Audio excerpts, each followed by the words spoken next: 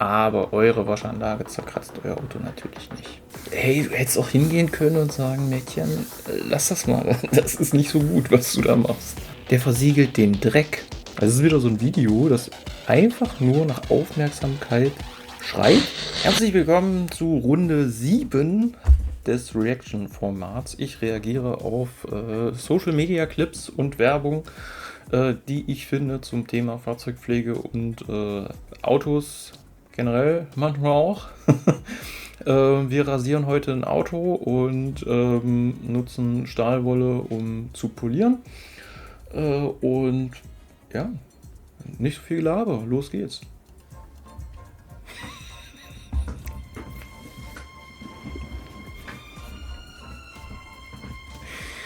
Ja, wenn der Kunde keine Zeit hat, sein Auto auch wirklich zu bringen. Oh ja, kenne ich auch echt zu Genüge. Also man hat ja als Dienstleister sowieso immer viele Anfragen und dann finde ich es immer gut, wenn die Kunden dann sagen, ja, ich bin so busy, ich kann dir das Auto eigentlich nicht mal bringen. Ich bin so angewiesen auf dieses Auto und ich habe quasi nie frei. Ich frage mich, wie die Arzttermine wahrnehmen oder einkaufen fahren. Die sind ja so busy, die sind ja nur unterwegs. Also, das ist ja crazy. Aber schönes Video. Hat mich amüsiert.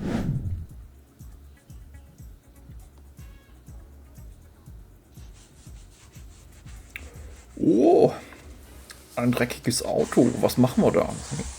Ich lade erstmal richtig durch und dann wird das erstmal komplett ausgeschäumt. Oh, geil.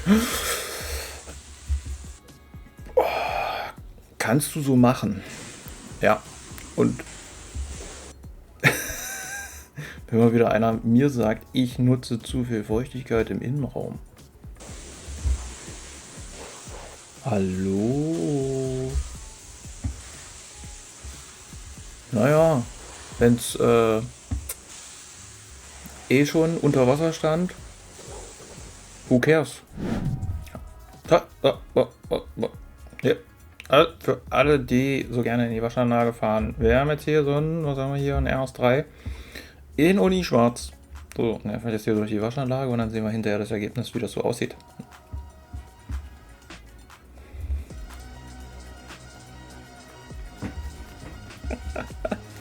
Schön, ne?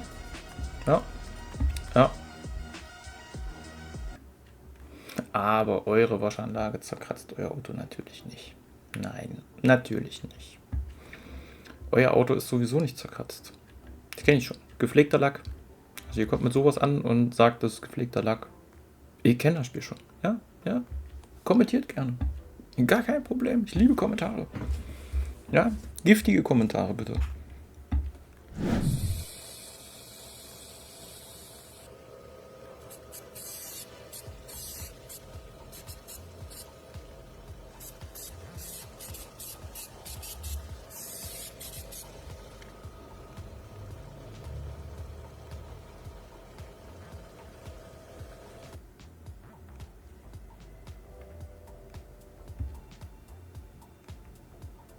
Nein.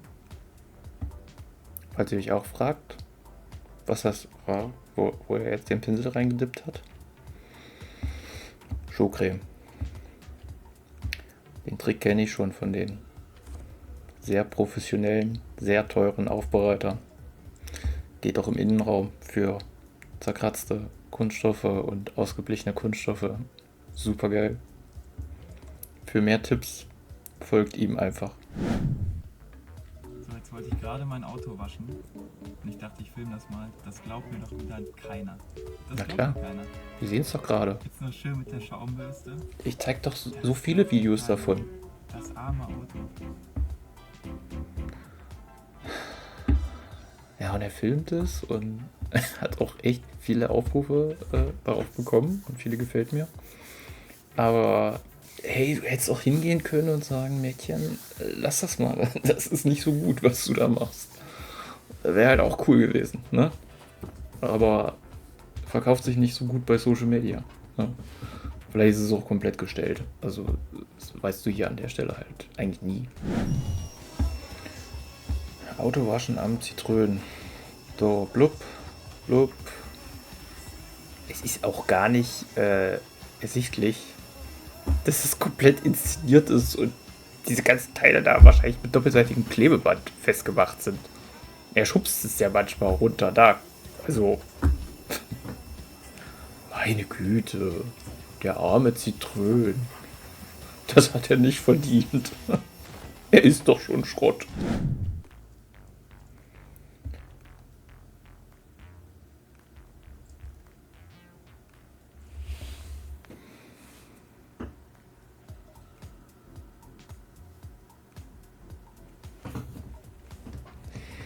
Das könnte ich tatsächlich auch gebrauchen. Also, erstens hier, bei uns in der Gegend, die parken auch alle wirklich wie die letzten Piep.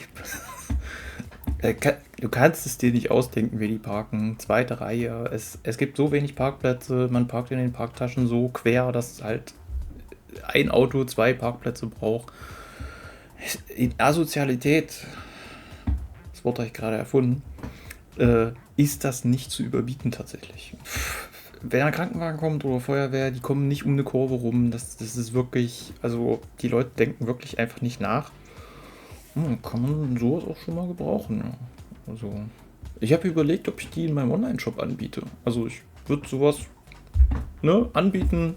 Ich meine, ist ja dann, ne, ist fürs eigene Auto natürlich nicht für andere Autos. Das versteht sich natürlich, weil das wäre ja sozusagen Sachbeschädigung. Also das ist natürlich klar. Aber ja, schreibt mal in die Kommentare, ob ihr das feiern würdet, ob ihr sowas auch braucht für euer Auto. Wir sprechen uns. Okay, Sitzreinigung mal anders, aber hey, nicht im Auto, sondern er hat den Sitz tatsächlich vorher ausgebaut.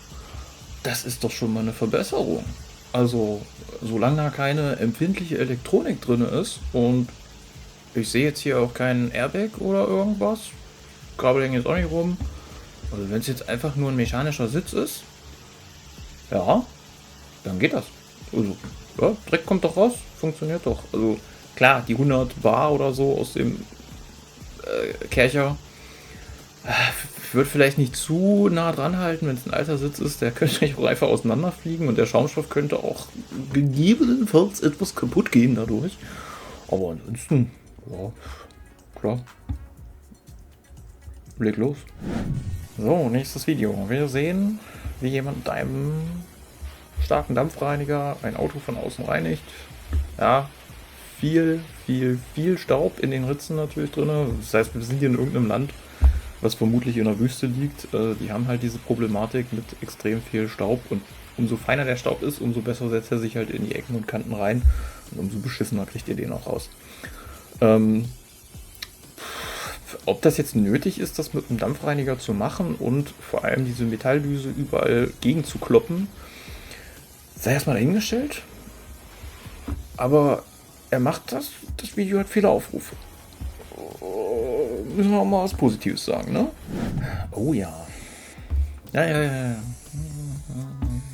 Also ich habe die Woche auch erst eine Unterbodenbeschichtung gemacht. Ich zeige euch hier mal ein Foto. Vorher, nachher. Das war ein Ford Transit. 4 Jahre alt. Kein Winterbetrieb, also nur im Sommer gefahren.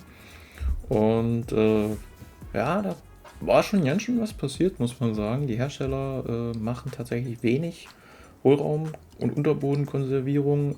Wir hatten ja ein bisschen Hohlraumkonservierung in der Karosserie, aber halt alles andere wird nicht geschützt. So, und was zeigt er jetzt hier? Er sprüht im Grunde genommen mit seinem Shield Spray einfach nur alles voll. Und wenn wir jetzt hier im Hintergrund einfach mal gucken, die Karre ist ja pottendreckig. Der versiegelt den Dreck. Ne? Also, egal was dieses Produkt kann oder nicht, das sei erstmal hingestellt. Ich kann das geilste Produkt nehmen. Wenn ich das über den Dreck sprühe, dann passiert genau gar nichts. Es kommt doch gar nicht da an, wo es ankommen soll. Das ist ja in der Industrie, das wird alles so penibel sauber gemacht und gereinigt und nochmal entfettet und habt ihr nicht gesehen und dann wird irgendwas geklebt oder lackiert oder hast du nicht gesehen, damit das möglichst lange hält. Und er macht hier genau das Kontraproduktive. Er jaucht einfach irgendwas irgendwo drüber. Mal abgesehen davon, dass einfach nur schwarze Plörre irgendwo drüber sprühen sowieso nicht produktiv ist. Also ich erkläre das demnächst mal in einem eigenen Video zum Thema Unterboden, weil das gerne so, ja, auch hierzulande bei uns wird das gerne so von wegen, ja, ich mache alles schwarz und was ich nicht sehe, ist halt nicht existent. Und nach ein paar Jahren ziehst du es dann ab oder kriegst du dann die Quittung dafür, dass du im Grunde genommen den Rost ja, eingefangen hast. Noch schönes Klima noch geschafft, wo es dann kondensiert und so, richtig geil. Die Leute wissen immer gar nicht, was sie sich antun. Und dass das hier scheiße ist, sollte jedem bewusst sein. Ach, das wäre ja was für meinen Folierer. Ich arbeite ja mit einem Folierer zusammen. Ich mache das nicht selber. Und der bringt so Steinschlagschutzfolie. Zum Beispiel wie hier von XPEL bringt er halt auch auf. XPEL ist so, ich würde mal sagen, so wie Kärcher bei Hochdruckreiniger, ist XPEL bei diesen Folien, gerade Steinschlagschutzfolien, ist das eigentlich so der Platzhirsch auf dem Markt. Und die machen wohl mit die beste Folie. Wie gesagt, ich kann dazu nicht zu viel sagen. Ich bin halt kein Folierer. Ich stecke da nicht zu sehr drin, aber man zeigt, also man sieht ja schön, der ist irgendwo gegengelangt und die Folie hält da echt alles ab. Das ist richtig geil. Dann ziehst du die ab, machst die halt noch mit dem Dampfreiniger warm oder so, damit du die besser runterbekommst und musst dann quasi nur den Bereich neu folieren und nicht neu lackieren. Und das ist ja schon echt cool. Spray just a little bit on a rag. No, a little bit. Und dann reinigt eure Scheibe, die ultra verschmutzt ist mit etwas Staub. Clean your windows with it. Warum Now ist what das this Stück is Stoff gonna do eigentlich is größer it's gonna geworden in keep der the rain Zwischenzeit? from sticking to it, Es hält den Regen von der Scheibe ab, also es perlt ab. while also keeping the windows from fogging up if you're doing this during the winter. Aber im Winter beschlagen die Scheiben auch nicht. Wenn du die von außen geputzt hast und beschlagen und abperlen ist das gleiche. Nur so zur Info, also es gibt unterschiedliche Produkte. Wenn ihr Flüssigkeiten habt, die abperlen sollen, so, dann wollt ihr etwas, das so wie so ein Wachs, also was hydrophob ist, ne? So, und wenn ihr aber nicht wollt, dass was beschlägt, dann wollt ihr genau das Gegenteil. Dann wollt ihr quasi einen konstanten Wasserfilm. Klingt erstmal komisch, ist aber so. Auch so Arbeitsschutzbrillen und so haben so eine Beschichtung innen, dass ihr dann einen konstanten Wasserfilm habt. Also es beschlägt zwar, also es kondensiert natürlich trotzdem Wasser da dran, aber ihr könnt trotzdem dann weiter durchgucken. Wären es einzelne Pünktchen, dann wäre es quasi Beschlag, genauso wie es beim Abperlen ist, nur sehr kleine sehr kleine Wasserperlen. Und die sorgen natürlich dafür, dass dann das Licht ganz anders gebrochen wird und ihr nicht durchgucken könnt. Das ist ja die Physik dahinter. So, was er hier erklärt. Naja. Und Rasierschaum, ja, rasier dich. Jetzt kommt was Neues, das kennt ihr noch nicht. Und ich auch nicht. Das ist so krass. Wir haben jetzt WD-40, schmiert das auf den kompletten, aufs Rücklicht. Und jetzt nimmt er einfach mal hier so eine Stahlwolle. Da kommt auch noch mehr WD-40 drauf. Noch mehr WD-40 auf das Rücklicht. Dann wischt er einmal ganz kurz damit drüber und jetzt wischt er den halben ab. Pass auf. Der Rest ist immer noch. Was soll uns das sagen? In dem WD-40 ist so viel Silikon drin, das überdeckt natürlich alles. Es ist so viel Aceton drin, dass natürlich dieses bisschen milchige, was weiß ich, was das ist, wahrscheinlich Wasser mit Mehl versetzt, damit es eklig aussieht, was natürlich aber auch hätte mit einem nassen Lappen drüber wischen können. Also es ist wieder so ein Video, das einfach nur nach Aufmerksamkeit schreit und sie ja offensichtlich auch bekommt. Ja, so. Toll. Super. Ihr seid alle drauf reingefallen, dass das toll ist. Da ist der letzte Mist. Punkt. Manche Sachen sind gut, manche Sachen sind schlecht. So. Man kann nicht immer unterscheiden, ist das jetzt gefaked, ist das jetzt nicht gefaked. Aber am Ende liegt es natürlich auch immer bei euch. Gesunder Menschenverstand sollte irgendwie jedem ein Begriff sein. Und wenn es zu schön ist, um wahr zu sein, ist es wahrscheinlich gefaked. So. Wenn ihr ein gigantisches Ergebnis mit ganz wenig Arbeit erreicht, dann ist das natürlich eine Utopie und das werdet ihr einfach nicht schaffen. Andersrum, manche Sachen sind wirklich cool, wie zum Beispiel so eine Steinschlag-Schutzfolie. Dafür ist sie natürlich nicht ganz günstig und auch das Aufbringen ist nicht so einfach. Aber gerade für teure Autos ist es natürlich eine coole Sache. Wenn ihr nur euren, keine Ahnung, Fiat Panda habt oder so, den würde ich jetzt vielleicht nicht in Steinschlag-Schutzfolie hüllen, weil das den Wert des Autos quasi überschreitet. Habt ihr aber so einen, keine Ahnung, LaFerrari oder einen Bugatti oder so, da ist ja dann, wenn ein Schaden da ist und sei er auch nur sehr klein, dann ist der Aufwand und die Schadenshöhe ja unviel mehr höher. Ne? Also es muss irgendwo muss es halt auch im Verhältnis stehen.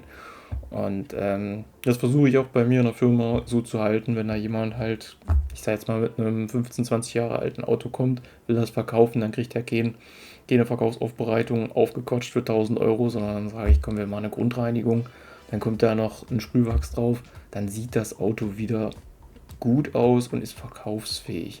Das ist wichtig und nicht, dass es quasi wieder wie ladenneu aussieht, denn das macht aus dem 20 Jahre alten Auto ja keinen Neuwagen. Ne? Der Kunde gibt einfach nur mehr Geld aus. So, Punkt. Was nicht heißt, dass ein 20 Jahre altes Auto nicht geil sein kann. Gut, das war's von dem Video. Wir sehen uns kommende Woche wieder zu einem Fahrzeugpflegethema. Bis dahin, macht's gut. Ciao.